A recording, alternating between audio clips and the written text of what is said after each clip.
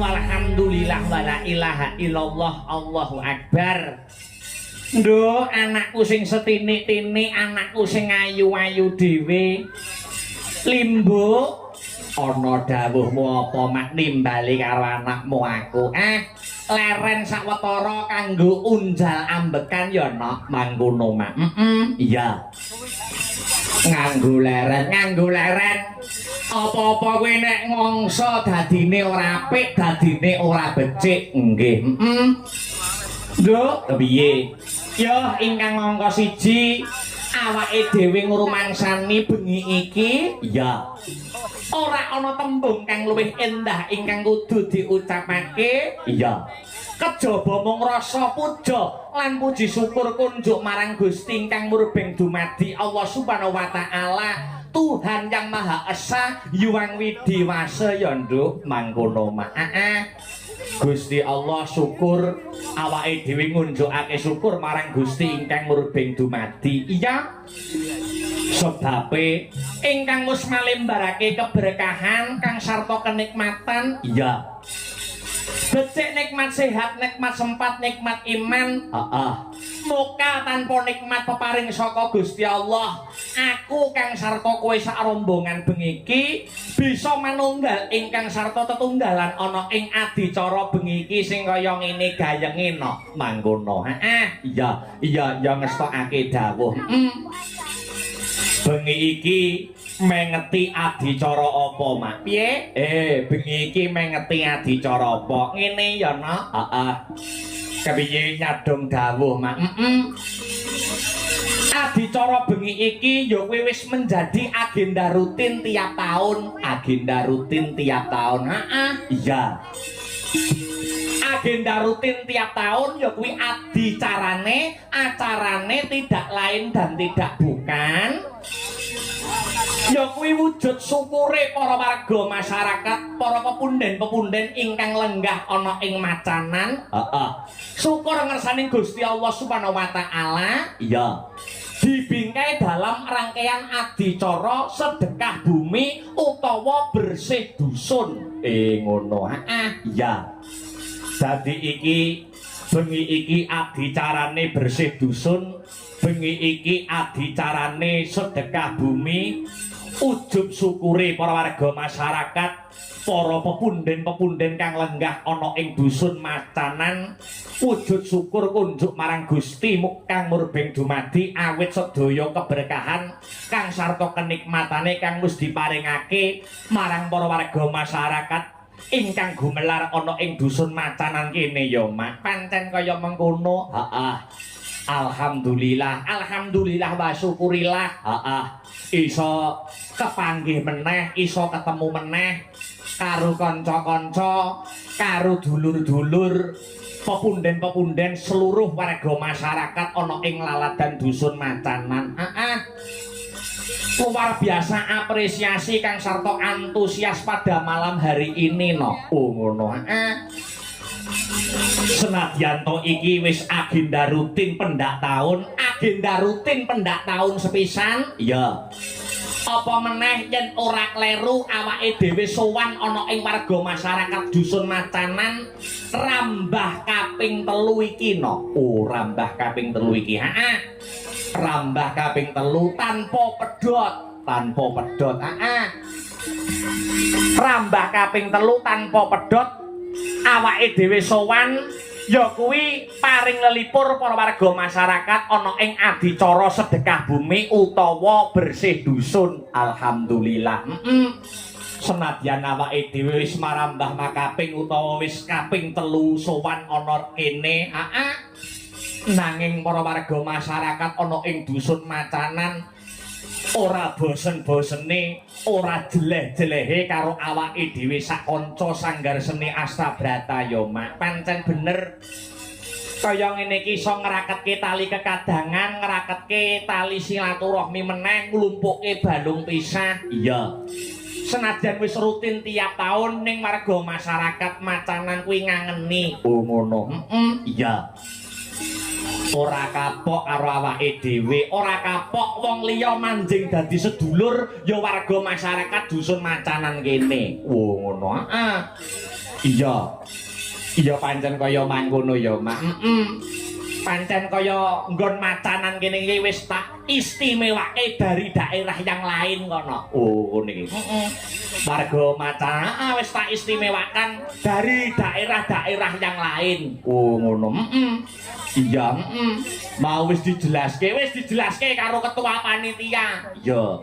Wis dirinci regane detail kaya ngono lho. Lah iya. Nanti patang puluh patang ya. Iya Mak. Ora apa-apa ya. Ternyatane awake dhewe ya wis kaya sing ngendikake biyung ngarep mau awake dhewe karo Pak Ketua Panitia wis kaya sedulur. Wong liya manjing dadi sedulur. Ya. Apa meneh Pak Ketua Panitia nek menghubungi awake dhewe paring dawuh kon pentas ning kene rambah kaping 3 kuwi wis ora susah dadak rawuh ana ing gubuke awake dhewe. Oh cukup lewat bel, wis cukup lewat telepon ngene wis sendika dawuh. Oh ngono ya Mak. Saking wis dadi dulur, saking wis langganan. Lah iya pun Pak Ketua Panitia, ternyatane panjenengan nggih pun kula anggap dadi dulur kula piyambak. Ora sah wedi larang. Oh ngono Mak. Pak Ketua Panitia wis dingendikake ora sah wedi larang. Lah iya.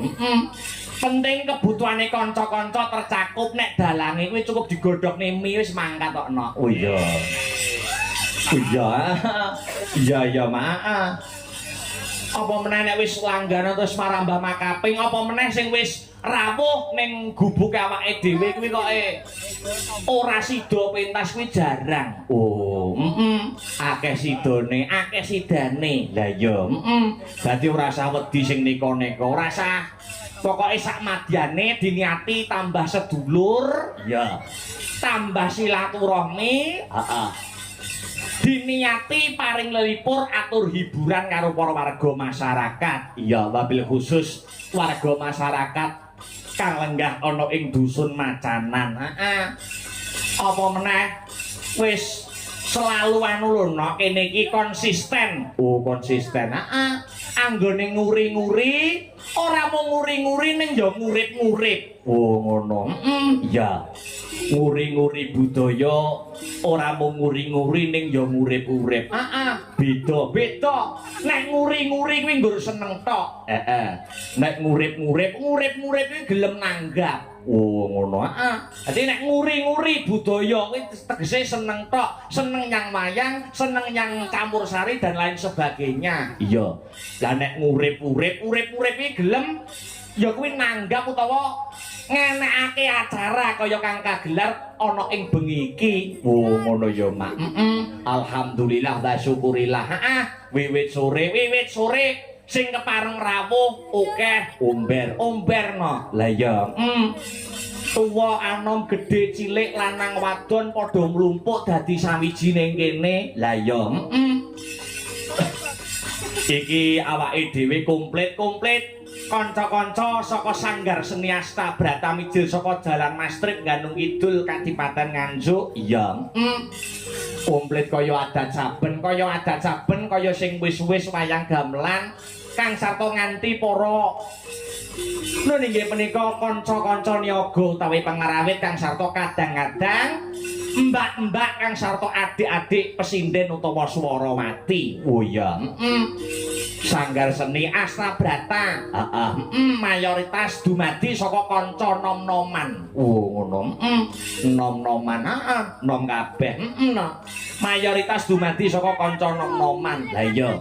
Apa meneh ana ing laladan Nganjuk ki wis hebat patut diacungi jempol. Babakan apane, Nduk? Saiki kemajuan zaman akeh sing ngandharke wayang kuwi budaya kuno. Akeh sing ngandharke wayang kuwi sing seneng nggur tuwa-tuwa.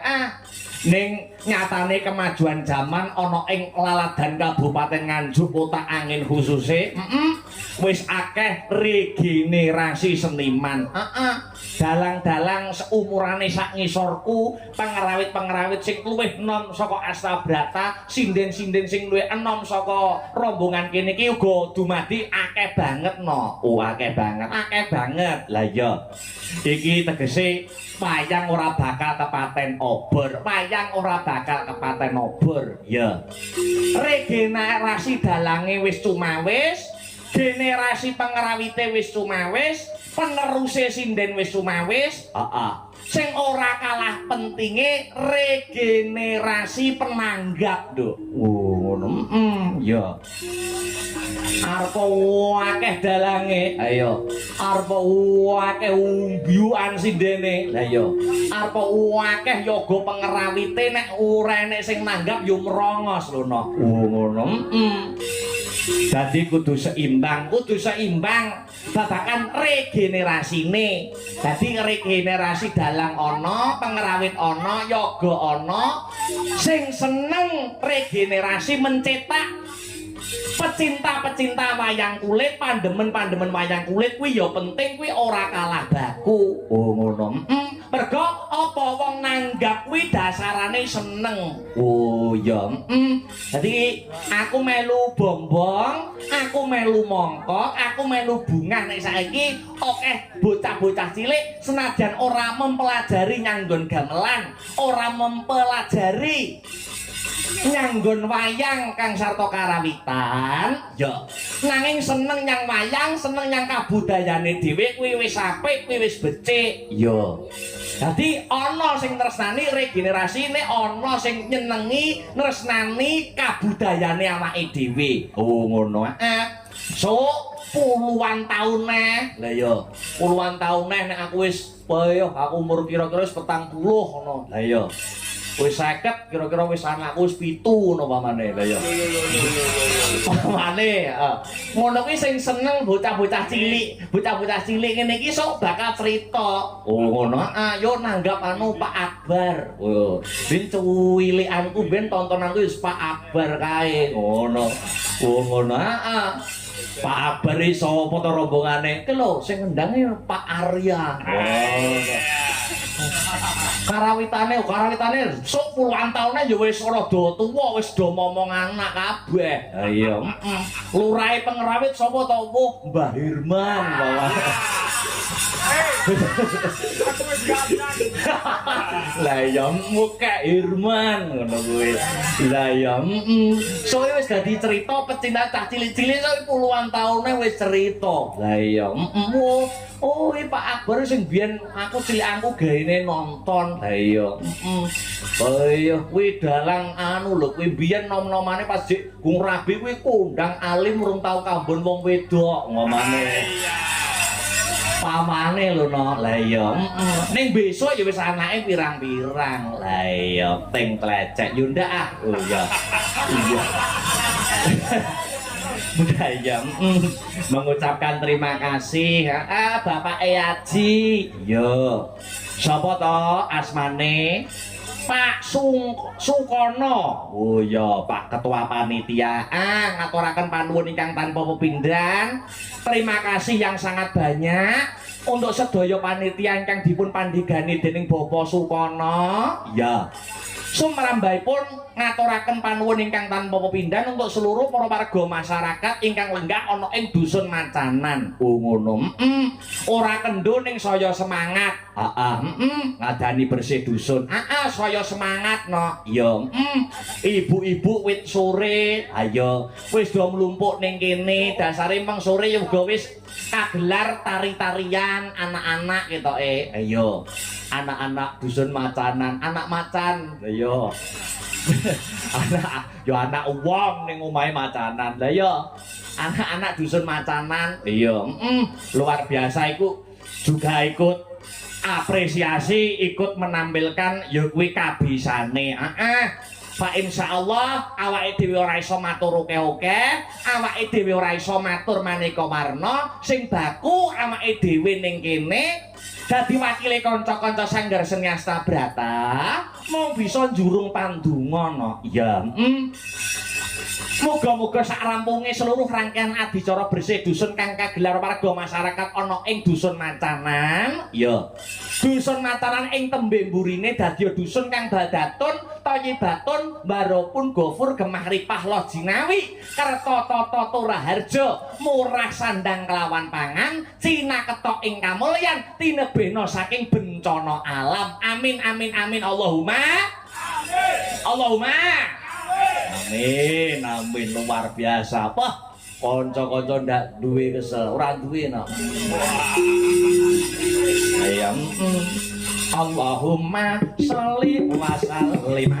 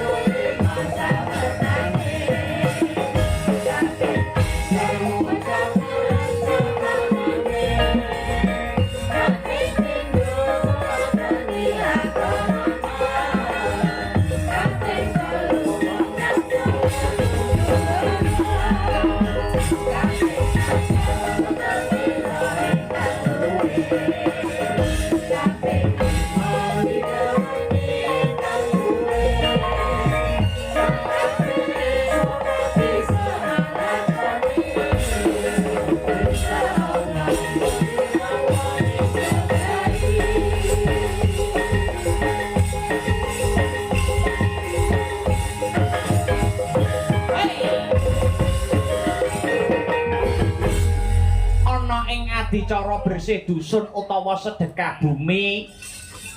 Senadyan iki tradisi, senadyan bersih dusun kuwi tradisi, dudu ajaran agama. Nanging ana jerone adicara bersih dusun utawa sedekah bumi ana sing ngarani nyadranan. Kuwi banyak terkandung nilai-nilai positif, ya. Kang kuwi diajarkan dalam agama no. Tuladane kepiye, Mak? Ana nilai bersukure. Oh, bersyukur. Cekak cukupe. Desa, dusun. Ngenengake wujude adicara bersih dusun, bersih desa. Ayo, sedekah bumi, nyadranan, rasulan, apitan dan lain sebagainya. Kuwi janjane nak inti sarine wujud syukure para warga masyarakat konjuk marang Gusti Allah Subhanahu wa taala. Ngono ya, Mak. Dadi senadyan bersih desa nyadranan kuwi dudu perintah agama nanging ana jerone adicara bersih dusun, ana jerone adicara sedekah bumi terdapat nilai-nilai yang diajarkan dalam agama. Contone mau nilai bersyukur. Gusti Allah wis paring dawuh sapa menungsa sing sregep syukur, fa insyaallah ditambah sing dadi nikmate. Lan sapa sing kufur ora gelem nyukuri nikmat peparing saka pangeran, bakal nampa bebendu. Ngono ya, Mak. Iya ngestoke dawuh. Sakliyane nilai syukur upamane ana nilai sedekah. Iya. Sedekah ngene iki sing disenengne, sing disenengne ora mung para warga masyarakat ana ing dusun Macanan. Iya, tangga dusun, tangga desa sing kepareng rawuh, para sutresna budaya, pecinta wayang kulit, atine melu seneng. Nek atine seneng, fa insyaallah melu ndongake dusun Macanan. Pancen bener, sedekah dana rasa, dana weweh rasa wis ngarani, ya nyenengke atine wong akeh, nyenengke atine wong liya, kuwi wis kelebu sedekah, kuwi wis kelebu amal jariyah. Ngono ya, Mak. Ana nilai syukur, ana nilai sedekah, ana nilai silaturahmi. Ya, sing ora tau kumpul karo tanggane dadi kumpul. Bersih dusun, bersih desa mengajarkan nilai kebersamaan. Oh ya, gotong royong, guyub rukun, beda agama ora gendro, beda panemu ora udur, ora padu, beda pilihan ora regejekan, kabeh manunggal dadi siji. Kanggo lumadine suksese ya kuwi adicara bersih dusun. Iya Mak, ya ngestokake dawuh. Dadi nek dirangkum akeh, nanging yang dirangkum ana 3 nilai positif yang terkandung dalam rangkaian adicara bersih dusun utawa sedekah bumi. 3S ya kuwi syukur, sedekah kang sarta silaturahmi. Iya Mak, ya ngestokake dawuh. Ternyatane bengi iki ya malam yang istimewa. Bapak Kasun bengi iki terakhir dalam masa jabatannya. Lah ya mau uga nalikane penyerahan wayang Bapak Kasun wis njaluk ngapura selama beliau menjabat sebagai Kasun. Awake dhewe disowanke rene mbok menawa ana klentah-klentuning pangucap, klentah-klentuning tumindak